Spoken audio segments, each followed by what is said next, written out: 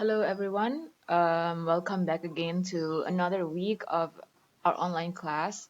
And this is week 15, which is the last week before the Idul Fitri. And you've done so great so far.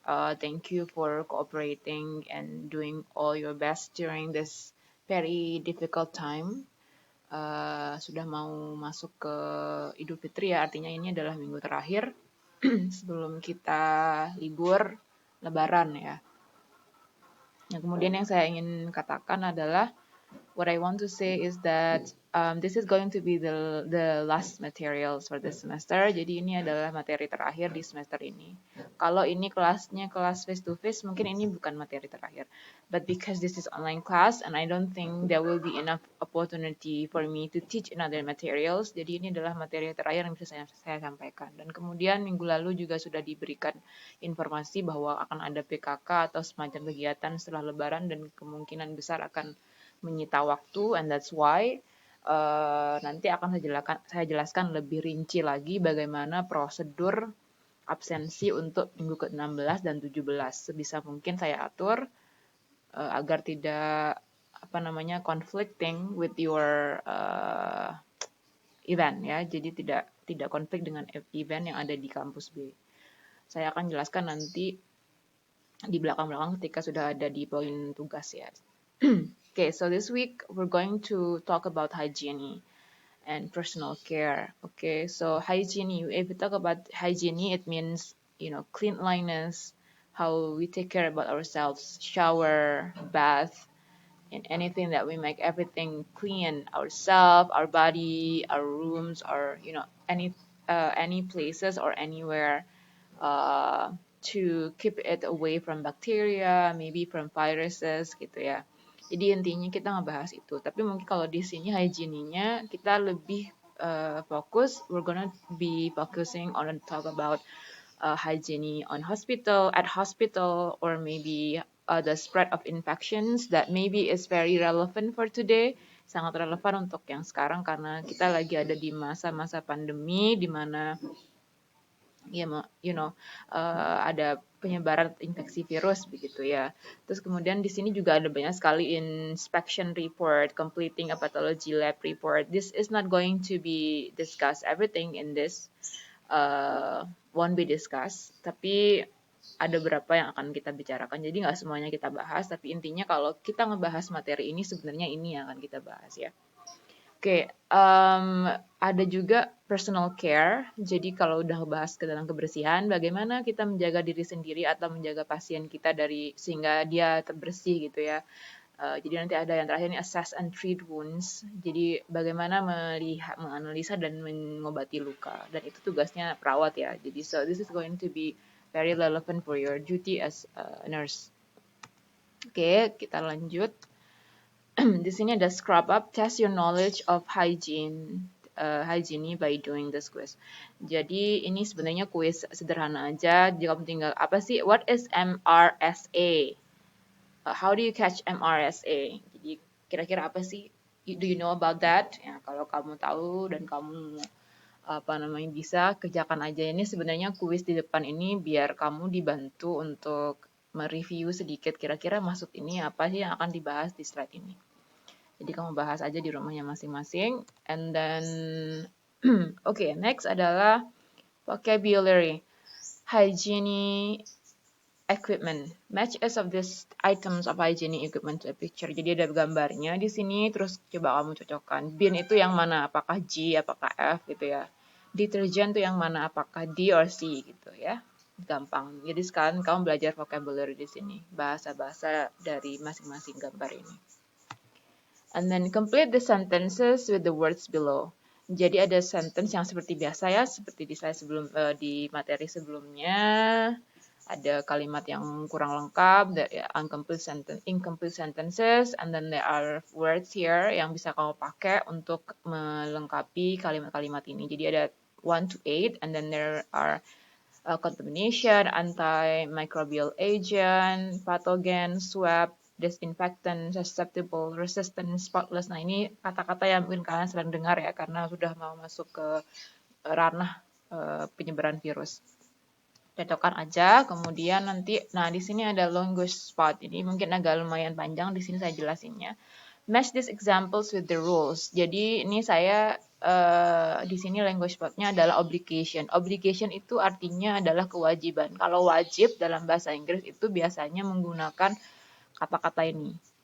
Must, kemudian have to, atau must not gitu ya, atau don't have to, atau need plus ing. Jadi ini adalah kata-kata yang biasanya dipakai untuk mengekspresikan sebuah kewajiban. Contohnya yang must ya, we use must in rules and to say when things are necessary. Jadi kita menggunakan must itu ketika mengatakan sesuatu yang sangat-sangat penting dan sangat wajib dilakukan. Misalkan we must follow procedures more carefully ya. Ini jadi kekuatannya sangat tinggi ya. Kalau udah ngomong must itu berarti harus dan wajib sekali dilakukan. Have to, we use have to talk about things that other people oblige us to do. Jadi have to juga dipakai untuk mengekspresikan kewajiban sama kayak must, tapi mungkin must tuh lebih strong aja gitu ya. Kemudian ada must not, jadi ini kebalikannya aja, ini positif, ini negatif ya. Tapi ini juga strong negatifnya. Jadi kalau misalnya kita tidak boleh, we must not menyeberang misalkan, we must not cross the roads. Kalau kamu dibilangnya must not berarti nggak boleh sama sekali karena sudah menjadi yang strong gitu ya, kewajiban yang tidak boleh dilakukan. Kemudian ada don't have to, ini kebalikan dari ini positifnya, ini negatifnya. Kemudian ada need to, we use need to say it is necessary to do something. Jadi ini kalau need to tuh lebih di bawahnya, wajib tapi di bawahnya must sama have to ya, tingkat strongnya. Kemudian ini ada need plus ing, we use need plus ing to say that what jobs it is necessary to do. Nah ini setelah kamu pelajarin ini, coba kamu ada kalimat A, B, C to F, coba kamu cocokkan kata-katanya yang mana yang masuk. Misalkan yang F ini masuk kategori must, atau E ini masuk kategori have to. Nah coba cocokkan aja ya. Nah ini juga complete the sentences with need to, must. Nah ini juga tadi yang sudah dipelajarin. Coba kamu pakai kata-kata ini, di depannya nanti ditambahin have, don't have to, must, need to, atau has to. Coba ya. Jadi kayak gini, you'll need to mop the floor, there's been a spillage. Jadi ada pakai mop tapi depannya pakai need to. Sesuaikan konteksnya ya. Apakah dia strong atau nggak terlalu strong atau strong banget, itu berarti pakai must misalkan ya. Coba diisi pakai yang kata-kata ini. Nah ini juga ada lagi gambar kayak tadi tapi ini lebih lengkap ya. Kalau ini lebih ke pasien ya, tadi mungkin kayak di rumah. Kalau ini lebih ke pasien. Patient hygiene. The charge nurse is going to help two patients with washing and grooming. Label the objects with the words in the box. Jadi kamu tinggal kasih nama aja, ini apa, B ini apa. Jadi sekalian ini kerjain ya. Sekalian ini kamu belajar vocabulary. This is important for you to understand what each picture means ya. Jadi kalau kamu bisa tahu artinya ini apa. Nomor yang huruf U ini apa, huruf W ini apa namanya gitu ya. Coba dikasihkan satu persatu di sini gambar ini pilihannya ada di sini. Kemudian ini put the objects in the correct column and the table. Some items may go in more than one column-nya. Kalau misalkan kamu udah selesai ini, kamu tinggal masukin ke sini. Ini ada 4 kolom ya. Pertama adalah washing. Apa aja alat yang ada di sini yang masuk kategori untuk washing, gitu ya, mencuci. Atau grooming itu untuk yang kecantikan gitu loh, potong rambut lah, potong kuku, itu namanya grooming ya. Kemudian oral hygiene kira-kira apa aja yang masuk ke oral hygiene, kan kalau di sini kan toothpaste ya, sikat gigi, apa kira-kira aja yang di sini masuk ke kebersihan oral. Kemudian patient clothing, yang mana bajunya masuk yang mana aja, di antara ini yang mana aja yang masuk ke clothing gitu ya, dikategorikan. Kemudian ini tadi ada yang must gitu-gitu, have to, need to. Nah, sekarang yang linguist part yang kedua adalah be, going to plus infinitive to for future. Jadi going to infinitive itu kayak gini. I'm going to explain. We're going to help. Are you going to help? Jadi talk about your intention and events that are planned or scheduled. Kalau kamu ngomong I'm going to help, itu benar-benar kamu akan membantu. I'm going to walk, berarti kamu benar-benar akan berjalan. I'm going to eat, berarti kamu benar-benar akan makan. Bedanya apa mem sama will? I will eat, I will study. Nah, kalau I'm going to ini lebih kuat tingkatannya daripada will. Kalau kamu ngomong I'm going to study, kamu benar-benar akan study. Itu bedanya ya. Coba deh kamu pakai I'm going to atau will, pakai ini ya. Be ini adalah to be ya. Be ini to be, maksudnya jadi diganti dengan be yang sesuai. Kayak di sini misalkan kamu pakai she is she is going to explain to you, misalkan seperti itu. Coba pakai ini, terus kamu tambahkan going to di depannya ya. Kemudian ini ada inform. Ini kalau katanya orang itu mungkin jarang gitu ya. After certain verbs ada kata-kata yang setelah kata-kata ini ada like, love, hate, begin, start, shop, finish. Itu menggunakan ing. Jadi kalau kamu pakai hate, ada kata hate, di belakangnya hate ada ing. Kalau kata finish, ada dressing. Ing. Jadi biasanya mereka memang setelah kata-kata ini biasanya menggunakan kata ing. Ditambahkan ing begitu kata-katanya. Kalau terus kemudian di bawahnya after prepositions with, without, do you need help with washing?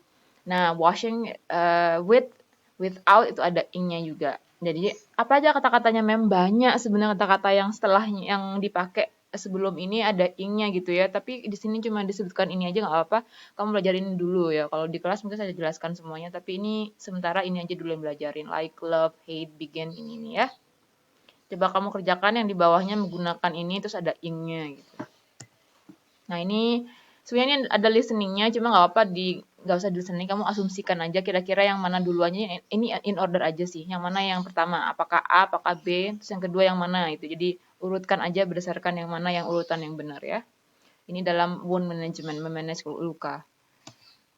Terus kemudian ini juga listening, tapi sebenarnya ini percakapan yang bisa dijawab tanpa listening. Jadi kamu bisa jawab ini menggunakan kata-kata yang ada di sini ya. Jadi kamu nggak perlu listening dulu. Asumsikan aja dulu.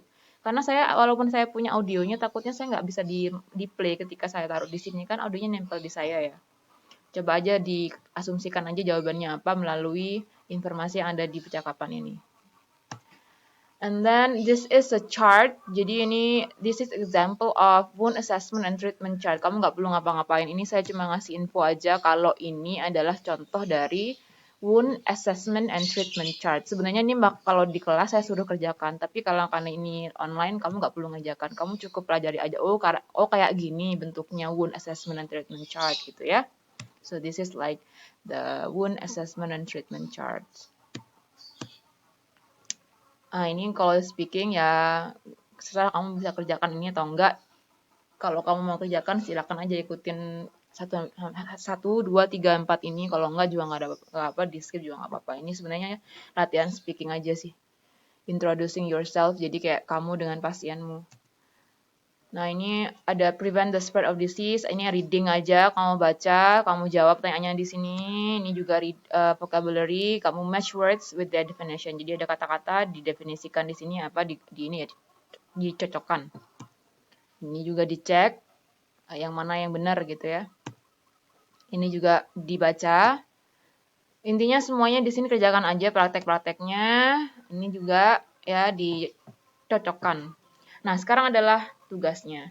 Assignment, jadi home kit care. Judulnya adalah home kit care. Due terakhir dikumpulkan tanggal 5 Juni, June 5th, 2020, jam 10 AM. Nanti akan saya jelaskan lagi di classroom. Nah, tugasnya apa? Nah, ini kalau kalian lihat ada poster hijau di sini. Kalian akan diminta untuk membuat poster yang berjudul home kit care. Jadi hygiene tentang kebersihan di rumah masing-masing. Kira-kira nih gambar ini ada alat-alat ya, ada termometer, ada sarung tangan. Kira-kira di rumah teman-teman apa aja alat kebersihan atau alat-alat yang menunjang kebersihan yang ada di rumah kayak tisu, multivitamin. Kalian akan diminta untuk membuat poster seperti ini. Tapi harus ada kata-katanya, kan bersih nggak ada kata-katanya ya. Kamu harus ada kata-katanya ya, dikit-dikit penjelasan. Nah itu harus bahasa Inggris kata-katanya. Dan nggak boleh sama, dan nggak boleh dibuat dalam komputer. Kamu nggak boleh, must not use computer. You cannot use laptop. Kamu nggak boleh pakai laptop. Harus digambar manual ya. Nanti kamu bisa tanya sama saya lagi tugasnya bagaimana. Nanti akan saya jelaskan lagi juga di classroom tentang detailnya. Kamu tinggal, if you don't understand, you can ask me as well. Oke, jadi tugasnya adalah membuat poster yang temanya tentang hygiene atau kebersihan di dalam rumah. Itu saja mungkin. Thank you very much for this material.